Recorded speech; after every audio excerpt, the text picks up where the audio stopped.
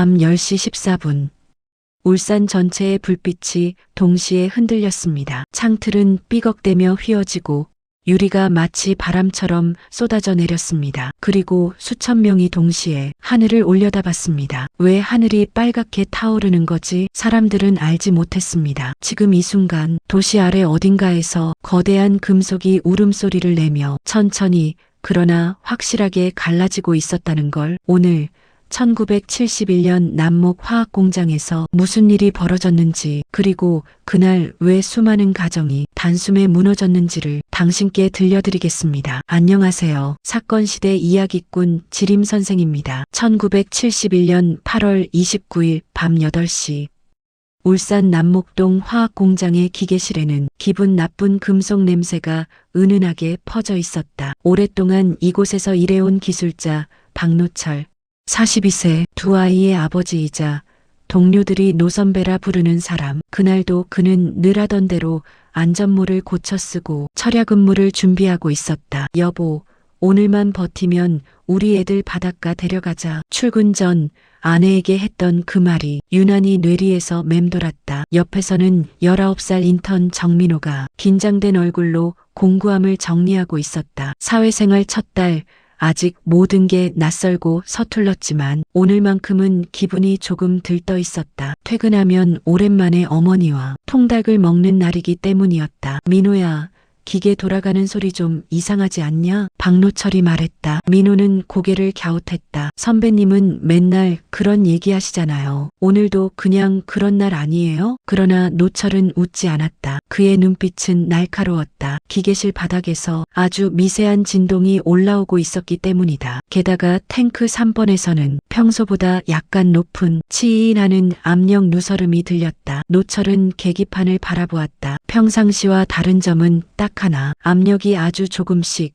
그러나 꾸준히 오르고 있었다. 그 미세한 상승은 경험 많은 기술자에게만 재앙의 전조로 들릴 만큼 불길했다. 탱크 3번은 암모니아 기반 비료 원료 저장 탱크였다. 그 속에는 항상 고압의 화학물이 들어있었고 온도 압력 유량이 조금만 어긋나도 내부에서 폭발성 가스가 생성될 수 있었다. 문제는 노후된 배관, 이탈된 안전 밸브, 낮은 수준의 점검, 근로자들의 경험 의존 근무. 1971년 당시 산업 현장에서 흔히 보이던 열악한 안전 구조가 그 공장에도 고스란히 존재하고 있었다. 노철이 중얼거렸다. 이 압력 거짓말을 안 해. 밤 9시 42분.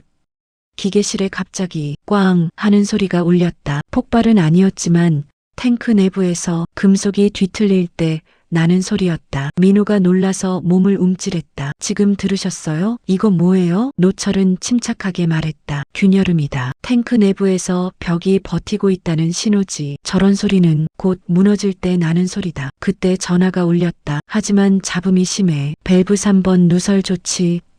이런 식으로밖에 들리지 않았다. 노철은 무전기로 보고했지만 기계음과 간섭으로 인해 연락은 제대로 전달되지 않았다. 젠장, 이 상태면 탱크가 스스로 버틸 만큼 버티고 있다는 거야. 노철은 안전 밸브를 열기 위해 민호와 함께 서둘러 탱크로 향했다. 그러나 밸브는 너무 오래되어 녹슬어 있었고 손으로 돌려도 망치로 내리쳐도 미동조차 하지 않았다. 민호야, 뒤로 물러서. 이건 여느 고장은 아니다. 민호는 불안한 눈빛으로 물었다. 선배님, 우리 죽는 건 아니죠? 노철은 답하지 않았다. 그저 공기를 맡으며 말했다. 냄새가 다르다. 이건 평범한 누출이 아니다. 그리고 바로 그 순간 그들의 머리 위에서 금속이 갈라지는 듯한 끔찍한 끼이익 소리가 울려 퍼졌다. 탱크 3번이 산처럼 부풀어 오르고 있었다. 박노철은 민호의 어깨를 붙잡고 지하 안전구역 쪽으로 밀었다. 뛰어, 지금 당장. 민호가 달리며 뒤돌아본 순간 탱크 3번 상단의 패널이 붉은 빛을 뿜으며 들썩이고 있었다. 울산 시내 곳곳에서도 하늘이 이상하게 붉어 보이기 시작했다. 이제 남은 시간은 단 14분. 도시는 아직 무슨 일이 일어나려는지 아무것도 모르고 있었다. 밤 10시 0분 남목 화학공장의 조용한 기계음 뒤로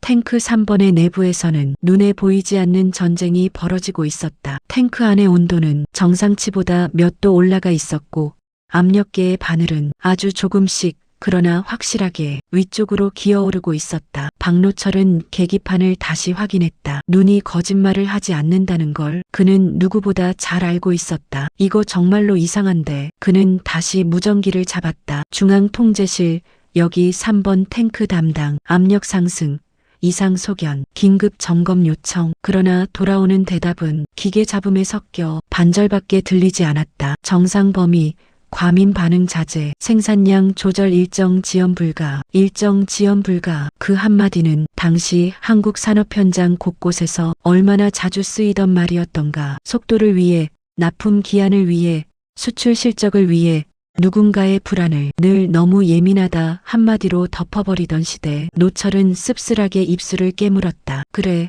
늘 그랬지. 문제없다고 했지. 하지만 그의 귀와 코, 그리고 수십 년 몸으로 익힌 감각은 분명한 경고를 보내고 있었다. 탱크 쪽으로 다가가자 금속벽은 미세하게 떨리고 있었고 표면이 숨을 쉬듯 약간씩 불룩해졌다가 다시 줄어들고 있었다. 그는 민호에게 말했다. 민호야, 이건 숫자의 문제가 아니다. 금속이 힘에 질식하고 있는 소리야. 민호는 겁먹은 얼굴로 물었다. 그럼 어떻게 해야 해요? 당시 남목 화학공장의 저장 탱크는 설계상으로는 폭발 방지를 위해 여러 가지 안전장치가 설치돼 있어야 했습니다. 과압 방지를 위한 안전밸브, 온도 압력 이상 감지 센서, 비상시 내용물을 급배출하는 시스템까지. 하지만 실제 현장은 달랐습니다. 정기 점검은 서류상으로만 존재했고 안전밸브는 녹이 슬어 유사시 작동 여부를 장담할 수 없는 상태였으며 생산량 압박 속에서 경고 알람은 자주 꺼두기도 했습니다. 원래라면 탱크 내부의 압력이 급상승할 경우 안전밸브가 자동으로 열리며 일정량의 가스를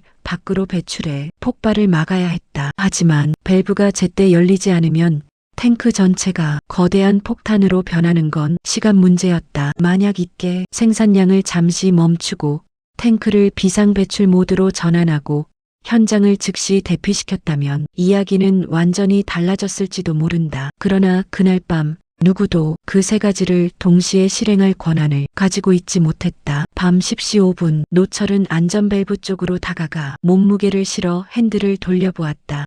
이 자식이 쇳소리만 나고 밸브는 조금도 움직이지 않았다. 민호야, 망치 좀 가져와봐. 민호가 허겁지겁 뛰어가 망치를 들고 왔다. 노철은 밸브 손잡이를 있는 힘껏 내려쳤다. 쾅쾅. 그러나 밸브는 녹슬어붙은 조각상처럼 꿈쩍도 하지 않았다. 이럴 수가. 노철의 이마에 땀이 맺혔다. 화학 냄새가 더 짙어지고 있었다. 원래라면 있었어야 할 것들. 오늘날 기준으로 보자면 이 상황에서 취해야 할 조치는 명확합니다. 첫째, 즉시 생산 중단. 둘째, 현장 전체 비상대피 방송. 셋째, 자동 긴급 배출 시스템 가동. 넷째, 소방구조대 선출동. 하지만 1971년 한국의 산업안전법은 지금처럼 빽빽하지 않았고 현장은 늘 속도와 물량을 먼저 보라고 압박받고 있었습니다. 이 논리의 끝에서 탱크 3번은 조용히 그리고 거대하게 부풀어 오르고 있었던 것입니다. 밤 10시 10분 울산 시내 곳곳에서 개들이 짖기 시작했다. 이상한 소리에 먼저 반응하는 건 늘 동물들이었다. 민호는 떨리는 목소리로 물었다. 선배님, 우리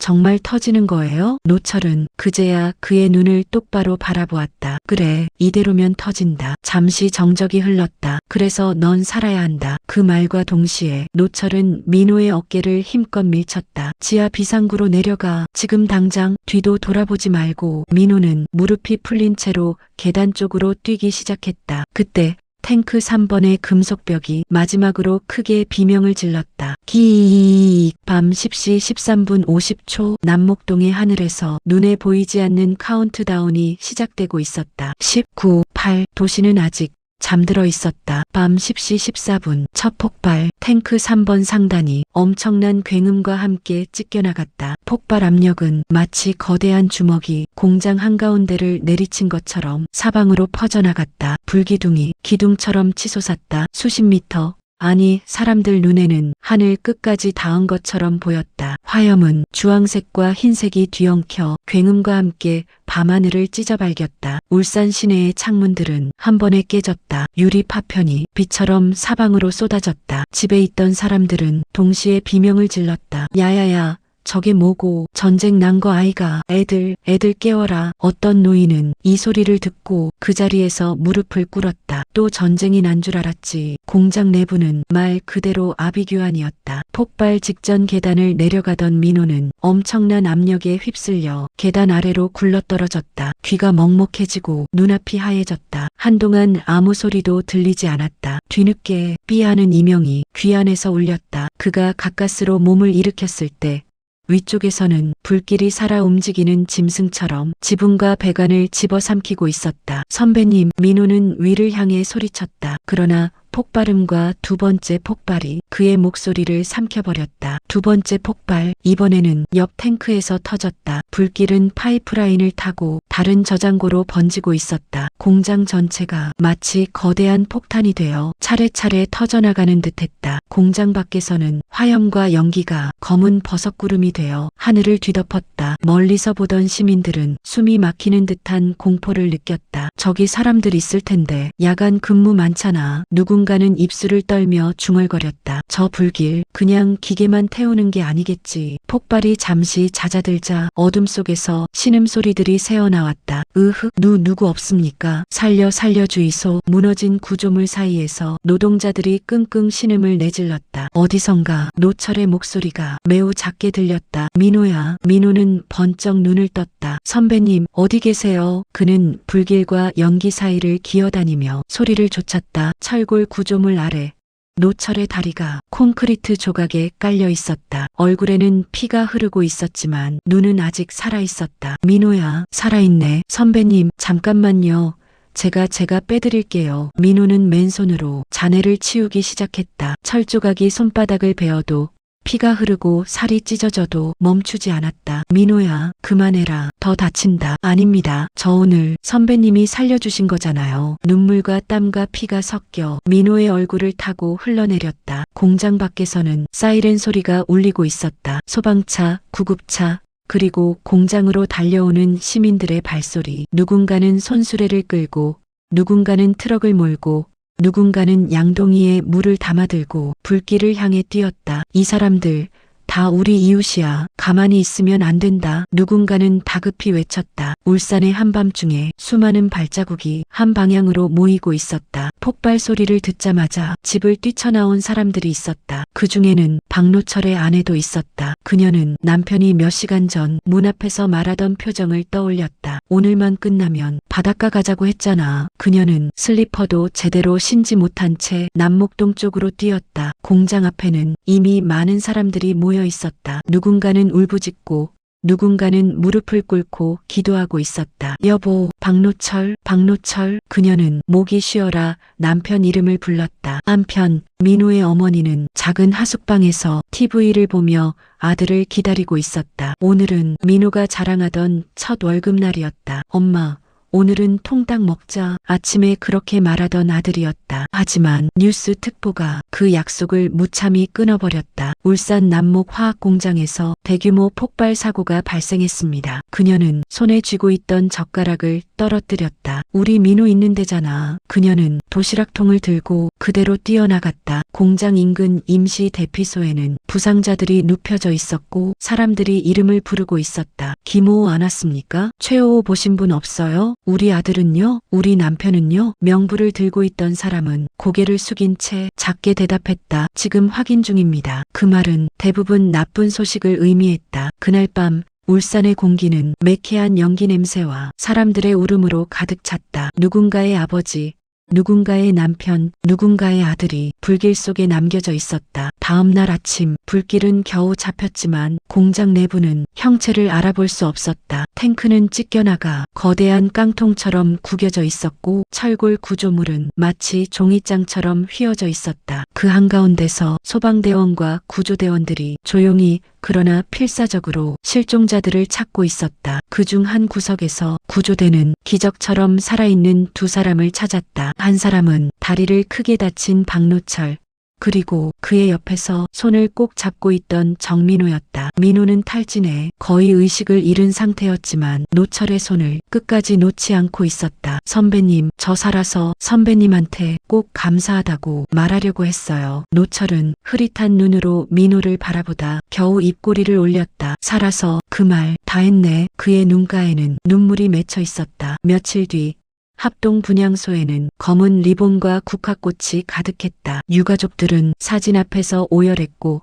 동료들은 고개를 숙인 채 헌화를 했다. 어떤 노동자는 사진을 바라보며 작게 말했다. 형님, 우리가 끝까지 못 지켜줘서 죄송합니다. 남목화학공장 폭발 사건 이후 정부는 산업안전 규정을 강화하고 대형 저장 탱크 관리 기준을 손봤습니다. 하지만 바뀐 법과 규정 뒤에는 언제나 이름조차 제대로 알려지지 않은 수많은 희생자들이 있습니다. 우리 눈에 보이는 건 기록 속 숫자 몇 줄뿐이지만 그 숫자 하나하나에는 아버지의 얼굴, 아들의 웃음, 남편의 손, 아내의 눈물이 함께 들어 있습니다. 민호는 몇 년이 지나 다시 공장 근처 언덕에 선다. 새로 지어진 탱크들과 깔끔한 배관들이 볕을 받고 반짝이고 있었다. 그는 아무도 없는 하늘을 향해 작게 인사했다. 선배님, 여기 이제는 조금 더 안전해진 것 같아요. 그래도 전 아직도 그날 밤 불길 속에서 선배님이 부르던 제 이름을 잊을 수가 없습니다. 바람이 분다. 멀리서 울산의 파도 소리가 희미하게 들려온다. 그리고 1971년 그날 밤 울산의 하늘은 한번 크게 찢어졌습니다. 그러나 그 틈을 메운 것은 미움이 아니라 서로를 지키려 했던 마음들이었습니다. 그날 이후 울산의 바람은 조금 더 조용히 그러나 깊게 울었습니다.